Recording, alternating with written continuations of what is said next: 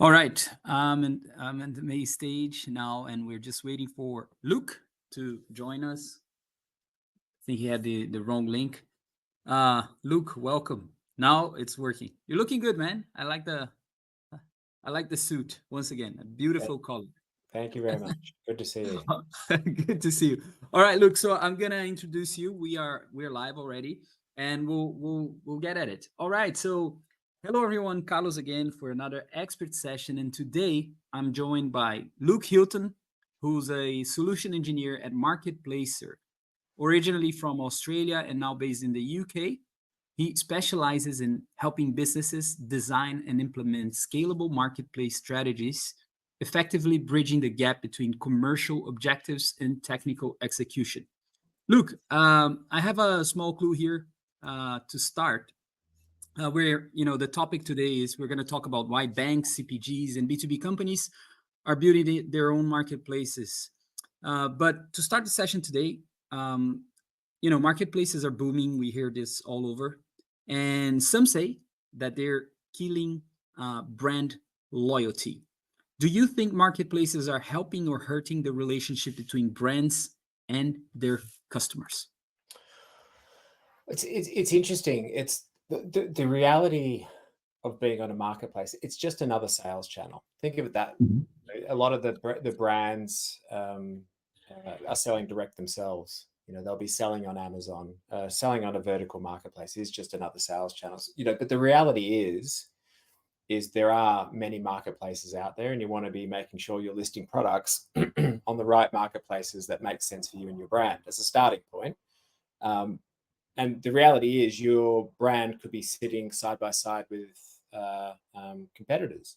That's it. So it's really forces the brands to, I guess, stand out more than anything. It's just it's like a website. Of course you can create a product and give your customers the ability to buy it, but it takes time, effort, a measured approach. So things just like differentiating yourself on price and could be delivery proposition or convenience.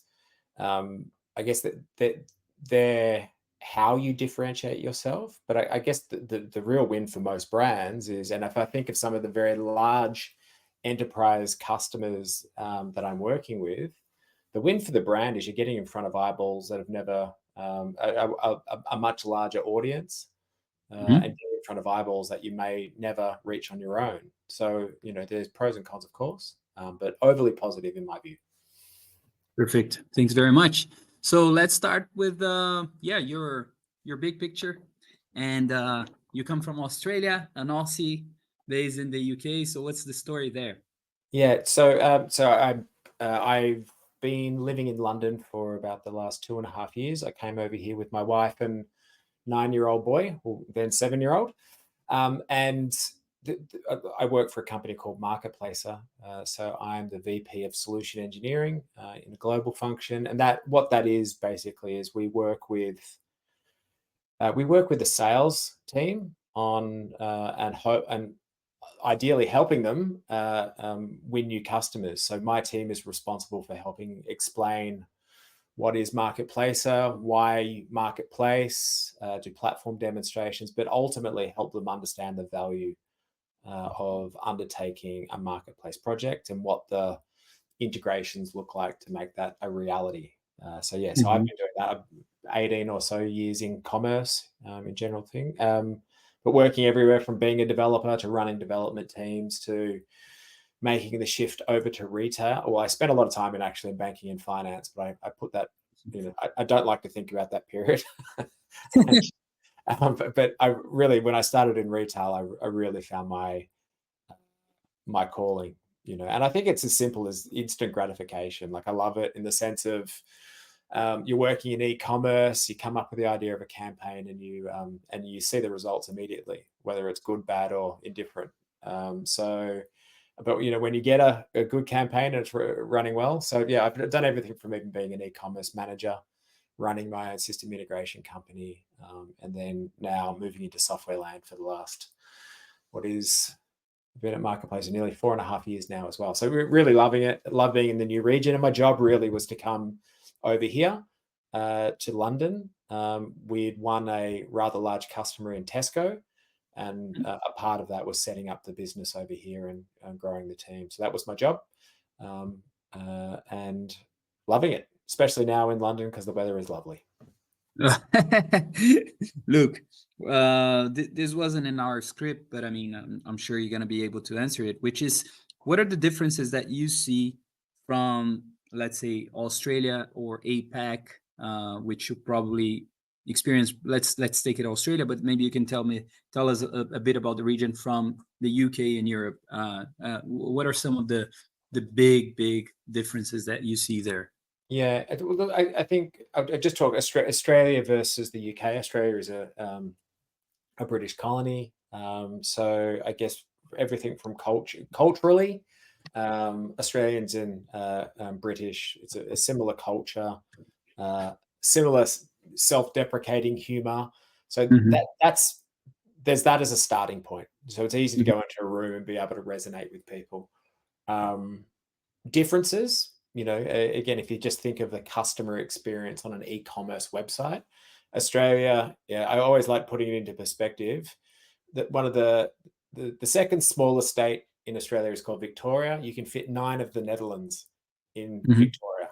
So the country is massive. So Australians are very used to having, you'll get same day delivery, maybe in certain cities. And then everyone has next day delivery. You'll have buy online, pick up in store in certain cities. Whereas if you think of the UK, buy online, pick up in store within 15 minutes. You go to, I was looking on a website the other day, I think it was Fragrance Direct or one of the health and beauty sites. And I think they had 7 different delivery options. Same day, next day, click and collect, pick up in storage lockers. So you have a much more mature delivery proposition in this country as well. And one of the things I found when we were pitching our software, which helps people transform into becoming a marketplace, was making sure that was in our vernacular. Making sure all my people that were pitching and being, we had to run sessions with the sales team and my team just on how to talk to that topic, because it's how you integrate and how you're proposing an integration has to take into consideration things like near real-time inventory and things like that. So yeah, it's interesting. I've lived in Europe previously. Spent a lot of time in London. I lived in Dublin. I lived in the Netherlands for 5 years. The thing I guess what that taught me in my late 20s and into my 30s was, was the realities of doing business in different cultures. Obviously, the Dutch can be quite direct, different way of doing business versus, quite different in the Netherlands. Sorry, in London versus in Ireland. Yeah. So so I guess there's some observations. Perfect. But still, so when you joined Marketplacer, you were responsible for Australia or like the APAC region? I was responsible for Asia Pacific, so APAC. Okay. And in that sense, I mean, Australia, New Zealand, it's a bit distant from everything else, right? So we had a gentleman who joined an episode of Voices, which is a podcast we have. He was he was the creator of Hula, if I'm not mistaken, which was the first buy now, pay later solution in the region. He's based in Singapore. And he was saying that the region there is very advanced, or Asia, in terms of e-commerce payments and so on. So the question is more like, when you look at you have Australia, it's a big country, but when you look at APAC and compare it with the digital commerce maturity that you have in what you see now in the UK and other regions where you guys have projects as well, are there things that you could shed a light? I mean, Australia is just purely because it's such a large country, e-commerce and delivery is so we have a high penetration of people buying and shopping online, especially since COVID. But it was already quite high. Use of technology and adoption of mobile phones and all these different kinds of things is Australia has always been, I guess, quite early adopters, I guess. Not as much as some of the like Korea, South Korea as an example, but yeah. But look, they're the things that spring to mind more than anything. But it just really comes down to, for me, the biggest thing that always stood out for me was doing business between the UK and here, and Australia was, still very respectful relationships and easy to do business. It was just the nuance of rolling out a marketplace in that region. The biggest nuance was always around fulfillment and logistics. Interesting. Yeah. Perfect. All right, let's move on to my next question. So, what motivates companies to transition from traditional e-com models to to becoming marketplace platforms? I mean, I would be as bold as saying the traditional retail way of buying in retail is going to change. It is changing for the good. I mean, I was speaking with one of my customers recently, and they're a department store, so they do have a big sport range. I couldn't get them on a call because they were doing planning for their winter campaign for snow gear. And I was like, wow, that's in 4 months' time. And then speaking with them, the reality is that they're planning this work 12 months out. They're committing to buy stock, working out what their range is, negotiating costs, all those different kinds of things that far in advance, on thinking that they know what the trend is and what's going to be hot and popular. They stock things in warehouses. So they buy the stock, big capital outlay. They get the stock in their warehouses. They ship them to stores. So massive capital outlay on supporting that, what is a traditional retail model: buy at wholesale, mark it up, sell ideally at a profit. But there's a lot of things that happen there that can mean it doesn't sell as much as you want, so you're marking products down. So it's going markdown. You're suddenly selling it at a loss. So I guess the thing I love about marketplace is, I guess for anyone that's new to what that means, is you're selling third-party inventory. So you're onboarding third-party sellers. They're adding their products, and in a retail use case, you're taking a commission on the sale. So there's a lot less risk. I guess what a lot of businesses realize now is you don't have to own and hold the stock yourself. You can sell products from third-party sellers without tying up that capital. So there is a bit less risk. It allows them to be a bit more nimble. And I guess one of the examples I love, and I hear this more, I'm hearing this in different kind of formats. On the lead up to Christmas last year, they were checking in their e-commerce platform, and they monitor zero result searches, and customers had started searching for Christmas hampers, and that wasn't a product that they ranged. They were a marketplace of customers, so they onboarded a third-party seller of those kind of hampers. Within days, they then were able to sell Christmas hampers to these customers. They capitalized on a promotional period. When Christmas finished, they took those products off, and then they said, wow, there's something here. So they then went out to the market. They found lots of suppliers of different kinds of hampers: health, nutrition, luxury, different kind of seasonal events as well.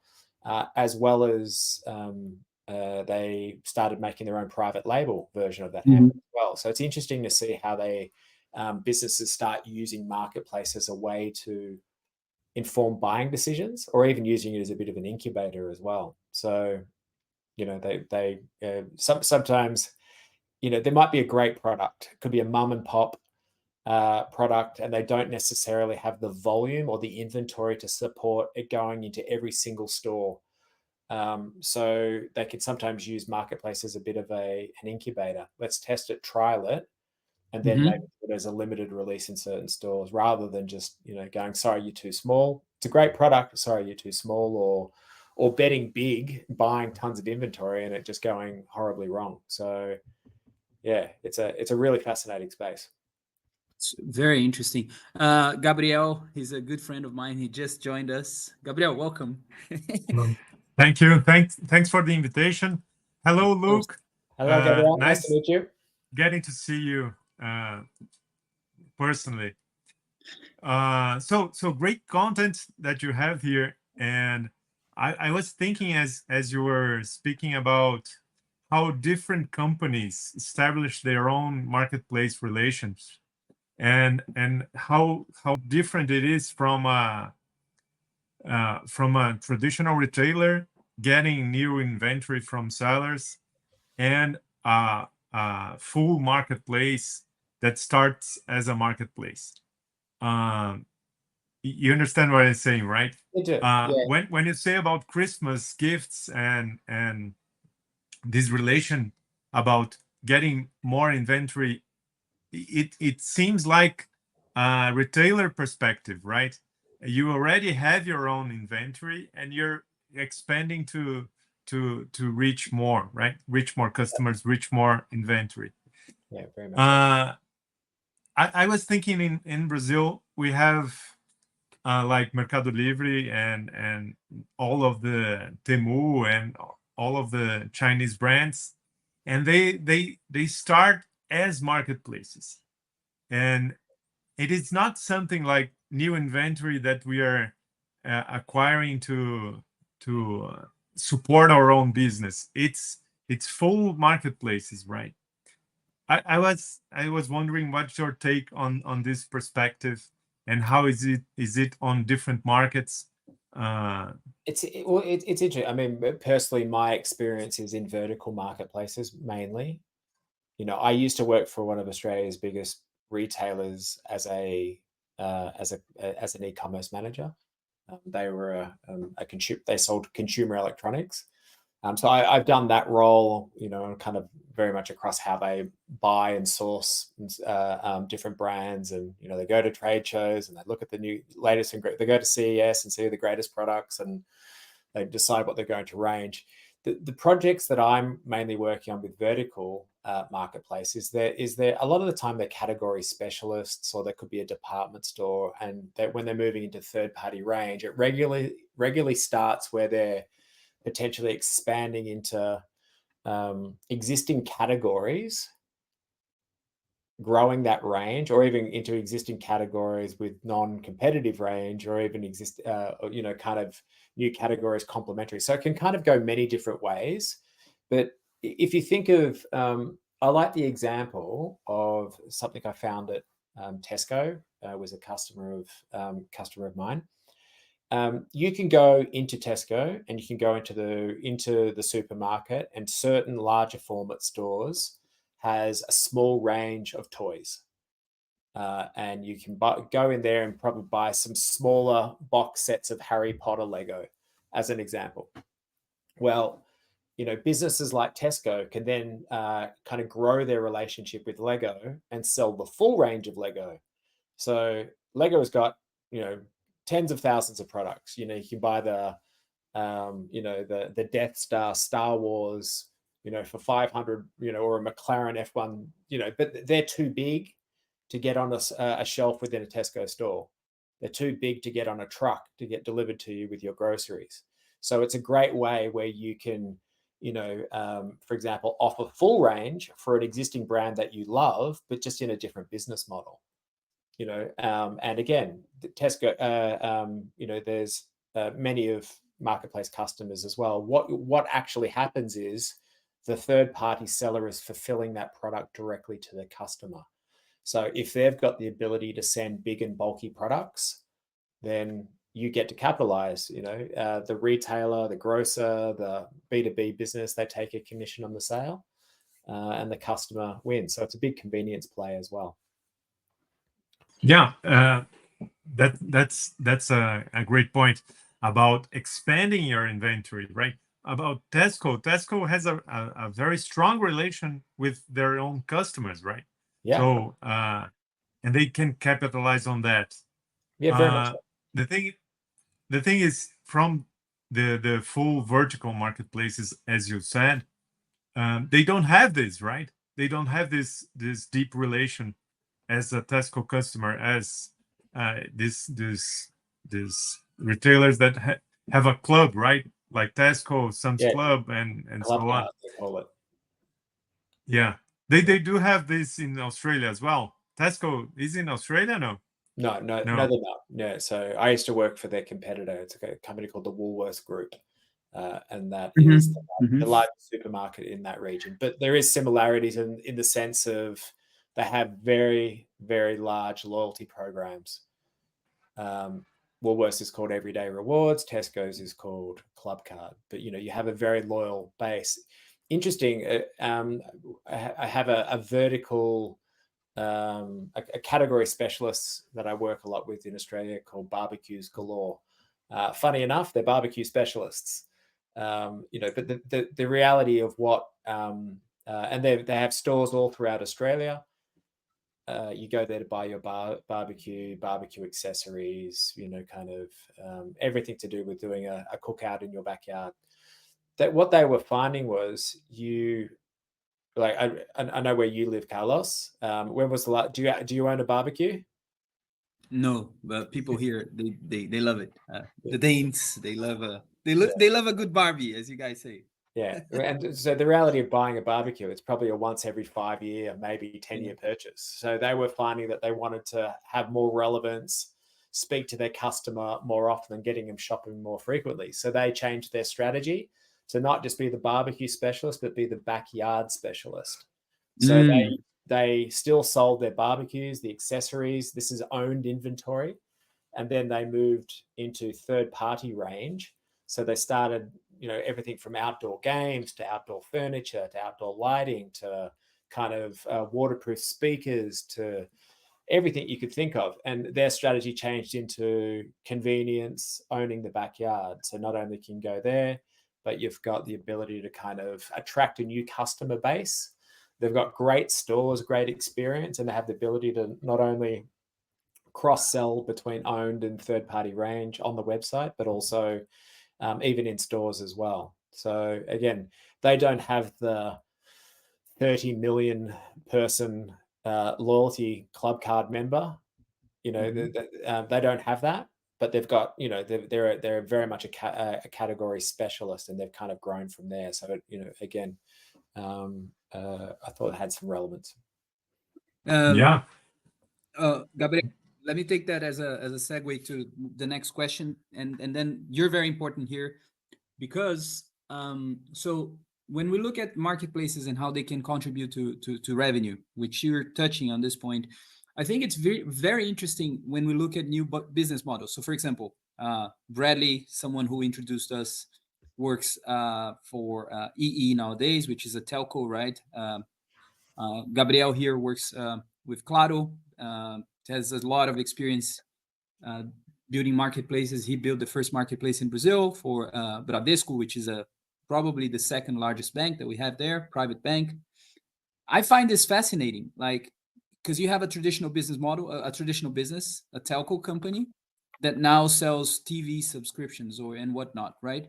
That's a marketplace model. So, and I'd love if you can explain, and if you can maybe shed a light on how businesses are transforming. I think there's airlines, there's a lot of opportunities for marketplaces. And then Gabriel, you jump in as well and tell us what you're seeing, how the business has transformed from your perspective.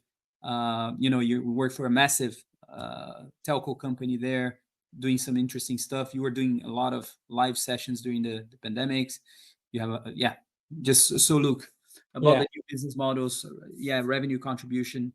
And it's I think it's really interesting just to see in my 4 years at Marketplacer. I mean, I was kind of brought into because I had enterprise experience, and they were wanting to kind of start selling upstream. I have a hell of a lot of retail, B2C, e-commerce experience, but the reality of the projects I've been involved in the last 4 years, we've sold to telcos, airlines, healthcare. And it's really, again, different ways that you can add value or even just a path to purchase. The telco one is interesting. Like if you looked, I'm going to say 3 years ago, and you kind of looked at the different telco offerings around the world from the big leaders in the region, it was all very similar. You go there, you buy either a prepaid mobile phone with a contract, broadband, you might get some accessories, and done. And then you had some other people. One of the customers in Australia is called Optus. They started innovating and started, offering not only the prepaid, the mobile phones and the usual things you'd expect from a telco, but then also subscription services. So adding a bit more value, capturing more of the customer attention, and then started going, okay, well now we want to move into a connected home offering. So they not only had their own products, they had subscriptions, but they also moved into connected home. So you could get your Ring doorbells and your all those different kind of connected products for your house. And so that was a really interesting way of kind of adding more value to the customer, getting them to come back, shop more often, but really give you, I guess, lots of opportunity to, them as a company to grow revenue streams as well. So buy the phone, buy accessories potentially from third-party range, buy a connected device. But then you get into, what's one of the hardest things about tech? Well, knowing how to use it. And you've got many people with different ages and different technical maturity. So being able to actually go through and offer services to support getting those particular devices set up. So that's, I've seen that as a bit of a growing trend in the telco space. For airline is really interesting, I think. It's we've got a customer of ours called Qantas. So one of the leading airlines, and they found with a lot of airlines, COVID, and suddenly no one could travel anymore. So there was no flights, no people booking, and most of the big airlines have a massive loyalty program, so they already have a very loyal customer base. But all the loyalty programs were very samey as well. I can earn points and use it on a flight. I can earn points and use it on a hotel, that kind of stuff. Or so they ended up launching their own marketplace where you could buy from 35,000 products. I think you've got like 800 different brands, purely in third party. So that's one of those examples, Gabrielle, where it's a business that's only started as a marketplace. So customers can go there and use their points to buy third-party products, or a mix of points and cash. They can earn points. They can, we kind of call it an earn and burn program as well. And they're getting the customers to buy third-party products as opposed to using it on free flights. So, and it takes those points off the P&L as well. So it's a really interesting model of how that kind of transforms over time. So forgive me. So they were using their loyalty programs to leverage the marketplace. Is that it? Yeah. So they've had a loyalty program for years and years and years. Yeah. And you could use that loyalty program for flights, discount flights, hotels, car hire, usual things that you'd expect.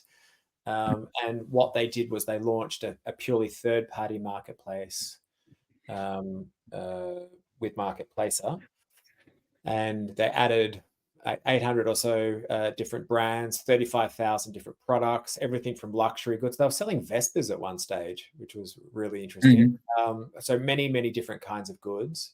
The customer could then add those to the cart. They could use their points or a mix of points and payment through, say, a credit card as an example. And then they would then earn points, which they could then redeem there. So it was kind of a bit of a self-fulfilling prophecy as well. It's been wildly successful as well. Super interesting. Yeah. Gabriel, your experience there, how's the business transformed with telco business now? You're the brain behind it. So that's a great point. And I was thinking about what Luke said. a good loyalty program is a marketplace, right? It's a marketplace from your own points to you create a currency and you use this as a closed marketplace, right? You have to buy on this on these on these sellers, right? Uh, here in Brazil, a lot of loyalty programs are doing just like this as well. Probably because of COVID, but has a number of reasons there. Probably to lower the point cost. Yeah, I work at Claro. Claro is a big telco in Brazil, the largest in revenue. And one thing that we understood as the business evolved was that the value of the company is in their customers. So as we can tailor the offers to our customers with deciding what is the best product for each customer from different sellers, we can leverage that. This is the real value, because ARPUs on telcos across the board, from mobile, from broadband, from TV, they are all declining. We have a number of OTTs, a number of services that are on top of telcos. There are getting the revenue from the telco, right? So from our perspective, we have to leverage our customer relation, but we have to do this with some intelligence, right? We have to use the data. We have to use the personalization capabilities to offer the right product. It's not just a broadcast about let's sell a barbecue equipment for everyone. We have to know which customer have the capability, the revenue, the income, the need. The house is bigger than a number of meters, and it has a backyard. We know which house has a backyard. We should offer for people who has backyards, right? Yeah. And this is the probably this is going to be on the next 5-10 years the biggest revenue stream from telcos, not the core business, the aggregate of customers and offers and this marketplace capabilities. And most of the time they are not true marketplaces. We don't really have a system to buy equipment for your backyard. We don't need this. We need the media. We need the advertising capability. We need to get people in touch, right? Companies and people. I always thought that, I mean, we're working with the largest telco in Australia, the second largest telco in Australia. Obviously, I have the pleasure of working with EE in the UK as well. And the thing that always fascinated me is, the insights that you have about your customer are unparalleled. Like, you have the phone that they bought from you in the first place. They've probably got your app installed on your phone. You've got visibility of who they are, where they are, what they're buying, what they're not buying, and if that's the starting point of your insights to feed personalization on a website, then you're already starting off, let alone slicing that information and selling it back to your suppliers in a retail media play. Like, there's so much power there, that I think where telcos have the upper hand. Yeah, it is amazing the amount of data that we have about everything, right? Not just the apps that you have, even the data streams that you use, right? We know people who see more Netflix, who is more of Amazon Prime, or who buys on Amazon or Instagram or whatever. We know a lot of things, right? But on the other hand, we have a necessity for privacy and for taking care of this data, right? This is not some data that any marketplace can acquire. This is not a data that we sell. We may monetize the insights about this data. So it's a very nice scenario to be on. I'm really excited for the future here, because this is probably the next barrier, right?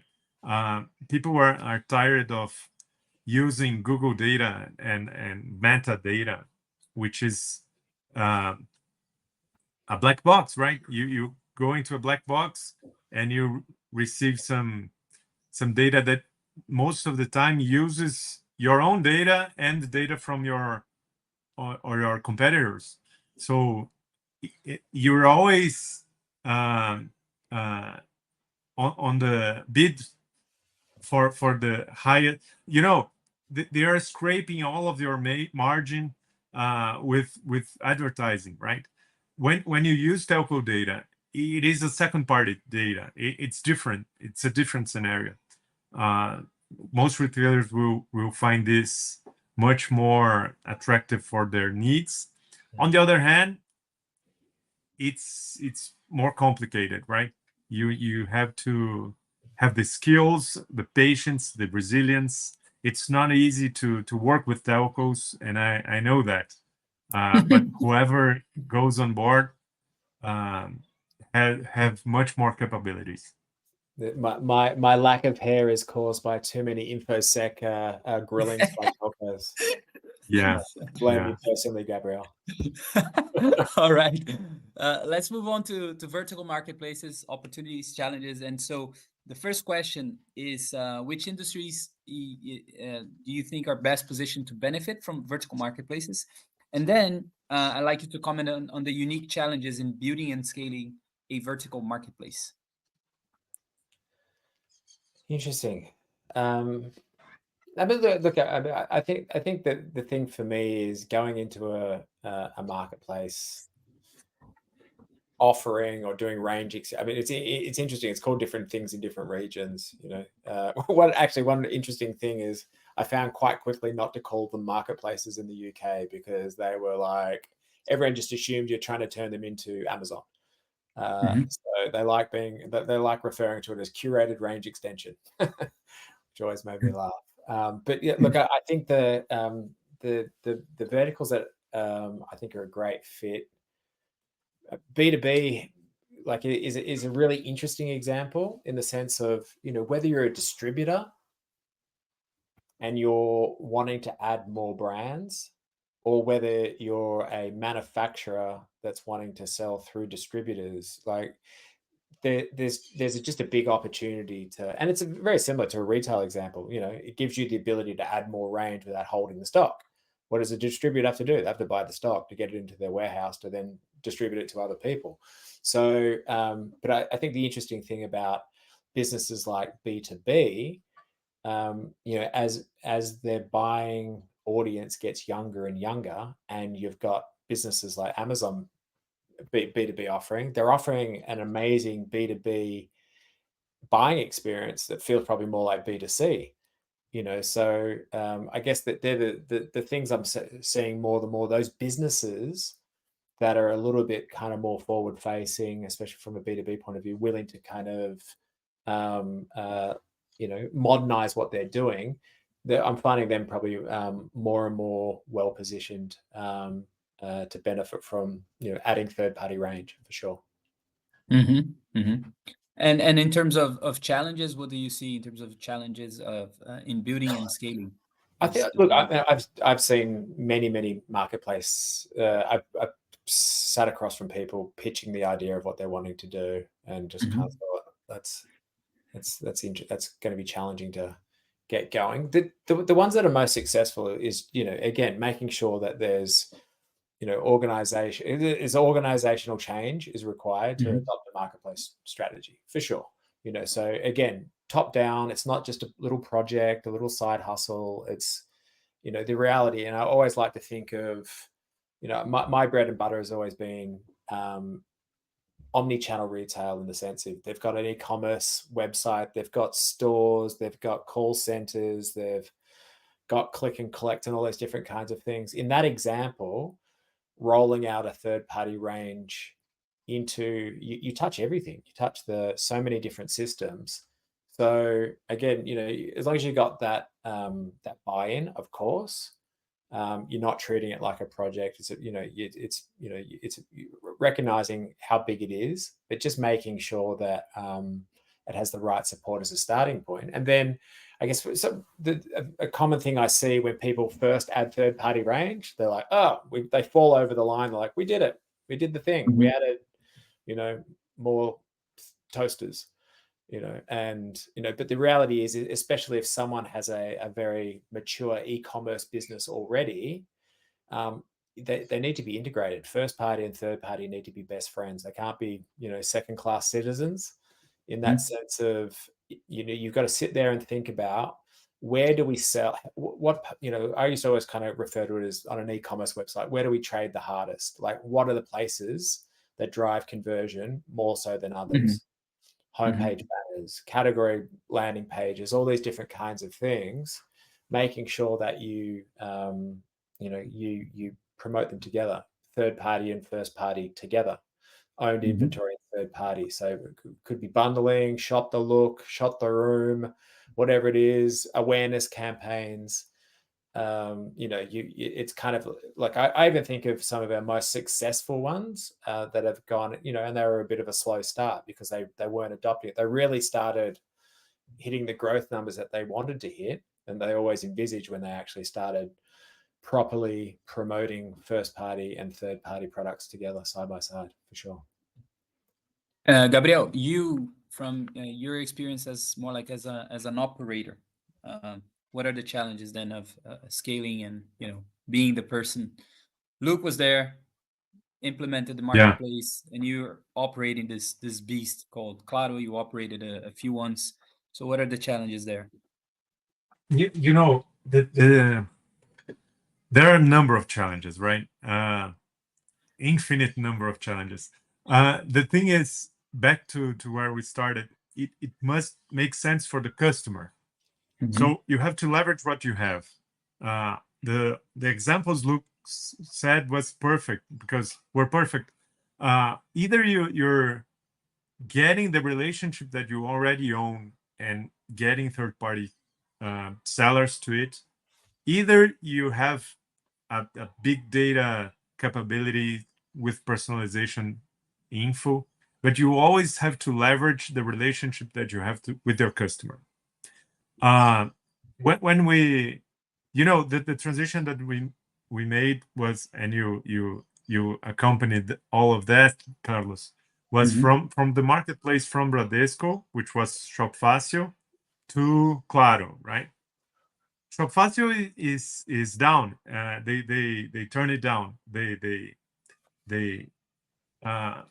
They thought, after I left, they finished the business and let it go, right? One of the reasons that this happened, I believe, is that it's very hard to keep a marketplace running, a vertical marketplace running. You have to have the scale. And as time passes, the competition gets tougher, and it's more difficult to keep the scale big, right? It's not a market for 10 brands. It's a market for 3, 4, probably,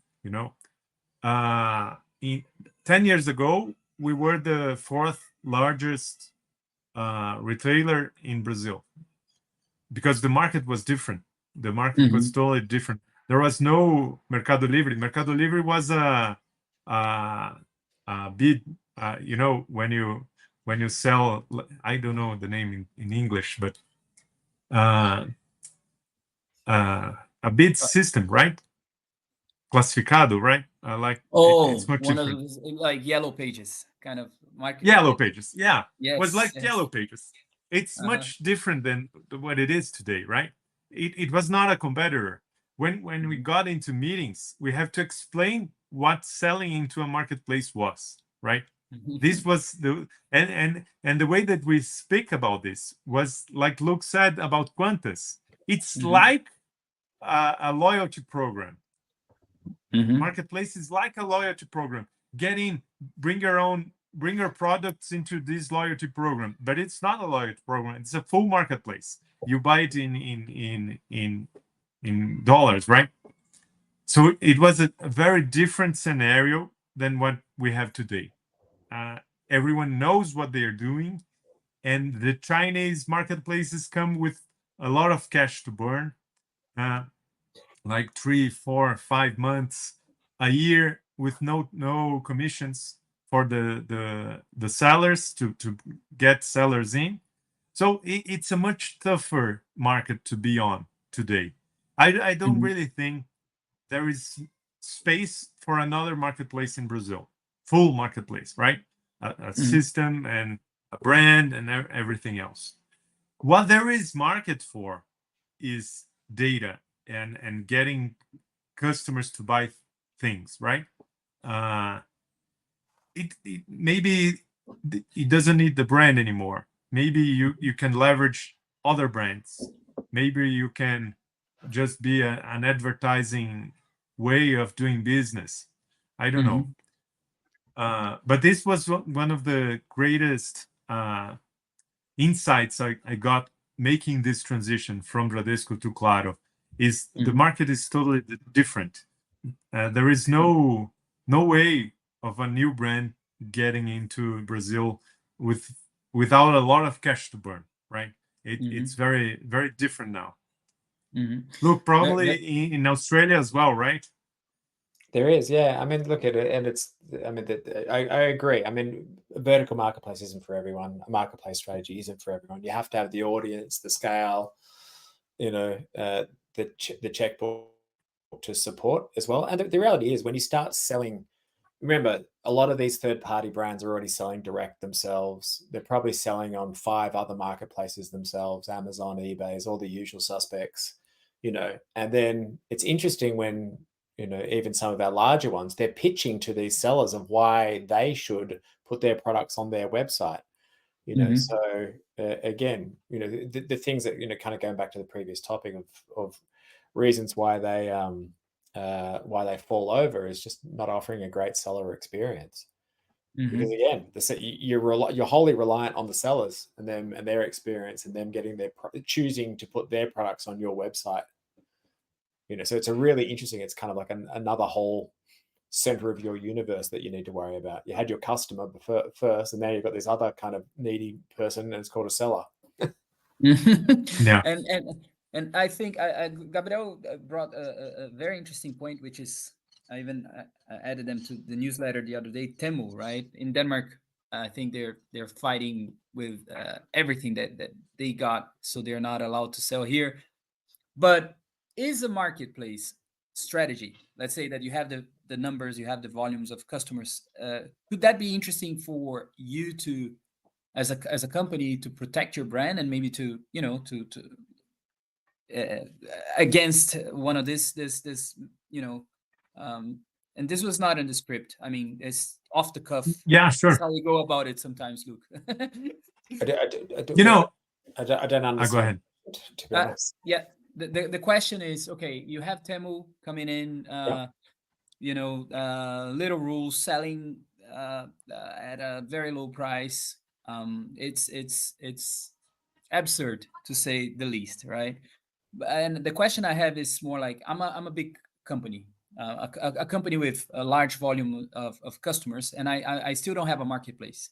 So could having a marketplace capability, having my own marketplace, could that be a strategy also to protect my brand and to, I'm thinking more, yeah. Yeah. I mean, half the thing, it's really for customers, it's convenience. You're going to a brand like the grocery option is always very obvious. It's easy to be a bit more loyal to a grocer because you get your groceries from there every week and they get delivered to your house. So there's a level of convenience. I can now add third-party range. Great.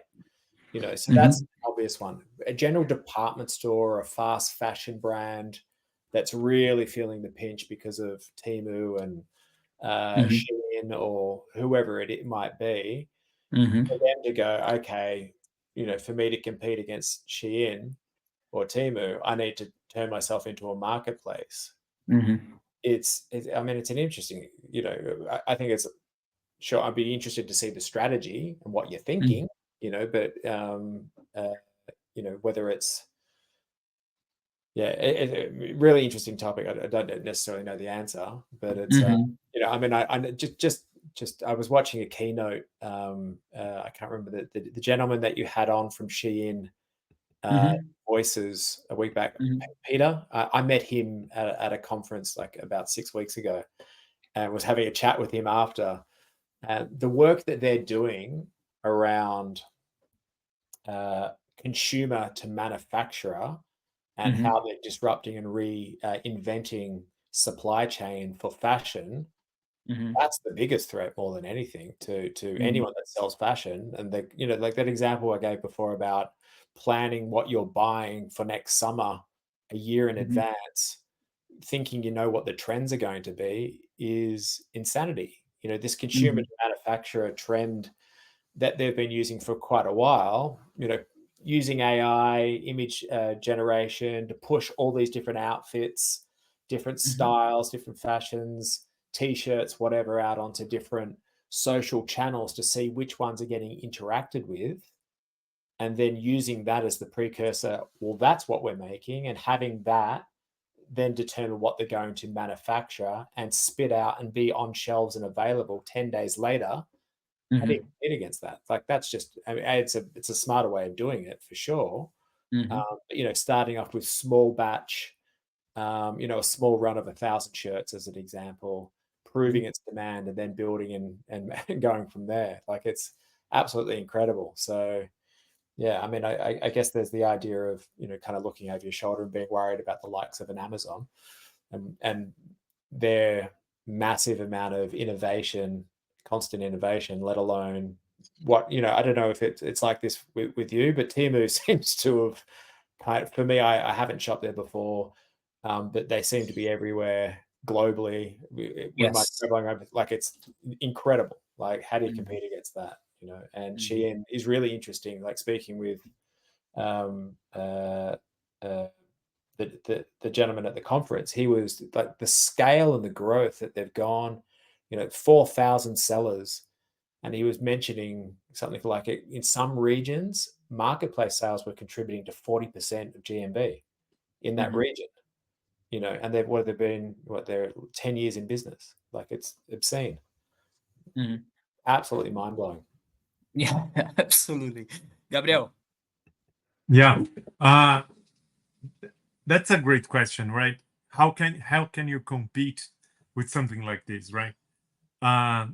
Essentially, Sometimes, you're essentially competing with the government, so you can, yeah, you can't. but and it's more than that, right? It's not just the cash burn to get into a country. It's the capability, right? It's the scale, it's the know-how, and a lot of things that most brands won't be able to replicate, right? So what my take on that is, if it for the customer, does it make sense for the customer to buy on Temu instead of buying on Claro? Probably do, right? Because for fashion, for fashion, it's much better to buy from Temu than from Claro itself, right? So I probably shouldn't be selling fashion on Claro, right? So that's the way it will go, and we leverage the data that we have to offer Temu a way to get to our customers, right? Let's find which customers have the right personalization skills for fashion or not, and these capabilities to get into the customer it's what we should be leveraging, not selling stuff, selling fashion.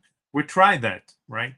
And we have a number of great stories about selling a fridge into Mhm. Claro's website, and Mhm. and I should be with a disclaimer about how is the usage of energy for the fridge, and I got a problem with the government because Claro wasn't selling the energy limits for the fridge on the fridge page.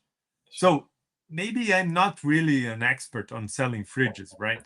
Uh, Got it. it's better to get a brand selling fridges to sell the fridge. Understood. And this Yeah. is one great way of looking at it, right? Where is media, where is advertising, and where is marketplace itself, right? There is space for everyone as long as you have the customer, or as long as you have the relationship with the customer. Yeah. Luke, you were saying. Oh yeah, I mean, I think it's especially like if you are a, you know, whether it's an airline, whether you're a telco, whether you're a grocer, whatever you might be, you are a specialist. The people that you hired are usually specialists in that particular area as well. I remember seeing a funny situation, sitting in a room going, you know, it was a grocer that we were working with in Australia, and they wanted to do range extension and start selling fashion.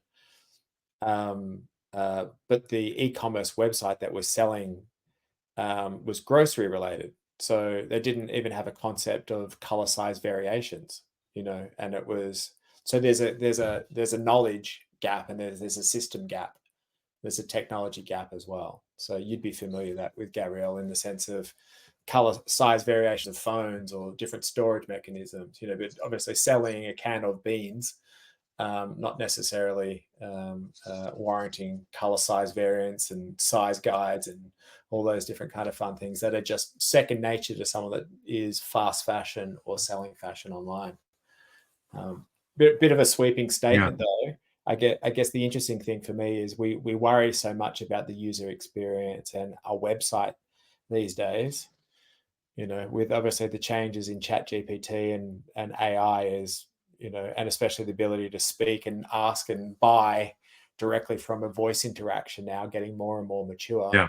You know, will you have an app? Will you have a website in a year's time? Yeah. Mhm.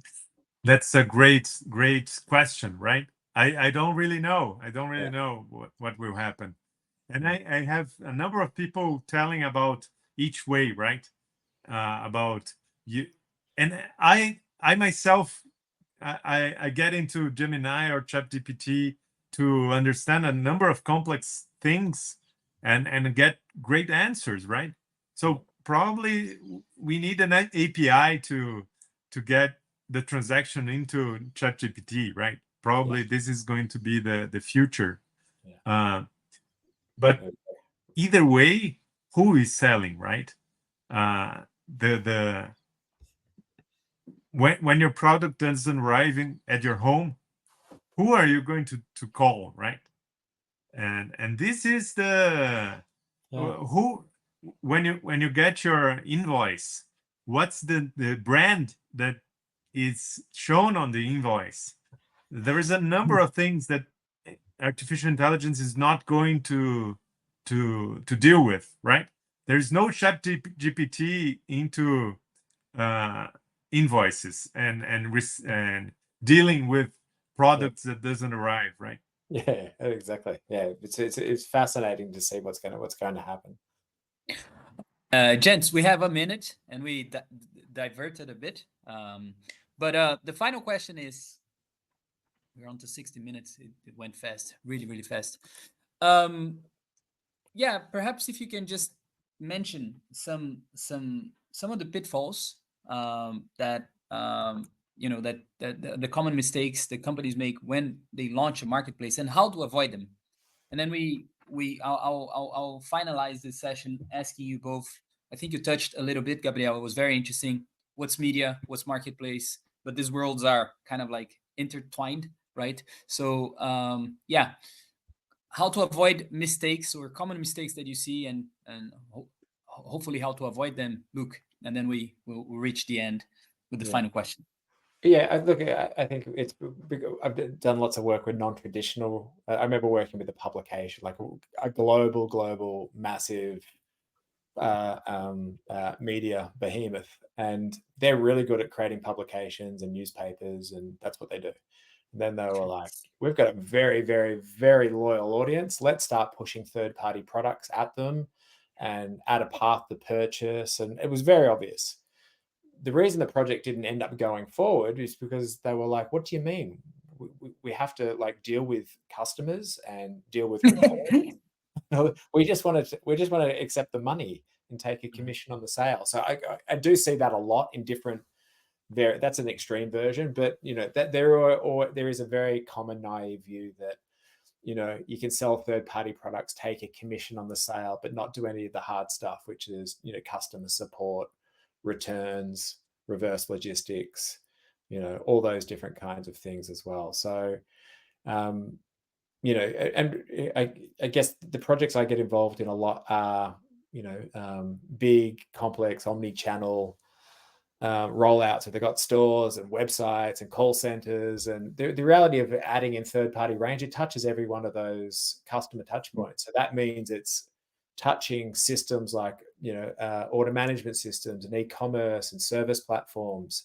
So you've got to think about how your customer touch points. And just a classic example, you buy a product, you bought a first party product, third party product, and you got a problem. Who do you call? Back to Gabrielle's example. Well, you're going to call the vertical marketplace's call center, and you say, where's my order? And then if the answer is, well, we know where your first party product is, but you have to speak to the seller and they'll be able to tell you what's going on with the third party. That's just a shitty experience. So so you kind of need to work from customer back, and then obviously fold in your integrations accordingly as well. So yeah, that's one that springs to mind. Very good.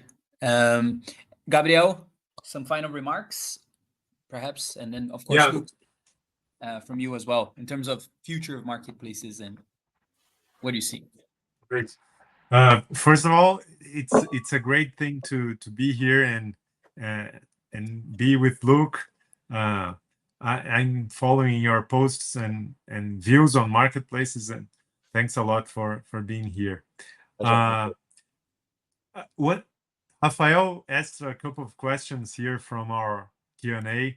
One of them is, are we running into a future where every online seller is a marketplace? And I dare to say that probably the inverse is the thing that are going to be, right? I think probably the online sellers are all going to be selling on marketplaces and not the other way around. And this way that we are reaching customers, including with AI, it's more like on this experience, right? We probably won't need more marketplaces, and having a lot of sellers merged into your own 1P sell site, it's going to be very complex from now on. So I think probably it's not going to be more marketplaces, it's going to be less. But the ones that are left are going to be huge. Yeah, agree. Brilliant. Luke, your final remarks on marketplaces. Thanks very much, Luke, by the way, for your brain. Also, Gabriel, but I'll thank you both in a minute. But in terms of how do you see marketplaces moving forward, and everything that we spoke about today? Yeah, I guess the ones that are successful, have the audiences and volume to support that success. The ones that do not will probably filter away. And I mean, I constantly having conversations with sellers that want to sell on marketplaces, and then people that want to turn into marketplaces. So there definitely looks like a big distinction. The commonality from the sellers is they're already selling direct themselves, and they probably have been for a while. They're much easier to deal with because they get it. They know how to, get products out a door and to a customer. ideally in an efficient way. And then, you know, this small business called Amazon's been doing this for quite a while as well. So you know, whether it's Amazon or eBay or whoever it might be, it's not necessarily new. And you know, the more and more I'm seeing the sellers got the power. You know, they're deciding on who they want to sell with. You know, and again, where will they spend their time in getting their products? Probably the one that, you know, gives them the volume that they need. You know, and they don't have a finite amount of resources, so they'll pick and choose which vertical marketplace or mass marketplace to kind of align themselves with. So, you know, the natural result is a bit of attrition, no doubt. Brilliant. All right, so another expert session, gents. Thanks very much, Luke. Thank you for your time, Gabriel. Pleasure. Thanks for joining us today. Hope you guys enjoyed the experience. That's what we do on a weekly basis. Please make sure you both connect as well. We will indeed. Yeah, and I'll see you all soon. All right, Thanks. fantastic. Thanks, Carlos. Thanks, Gabriel. Bye-bye. Thank you. Bye. Bye-bye.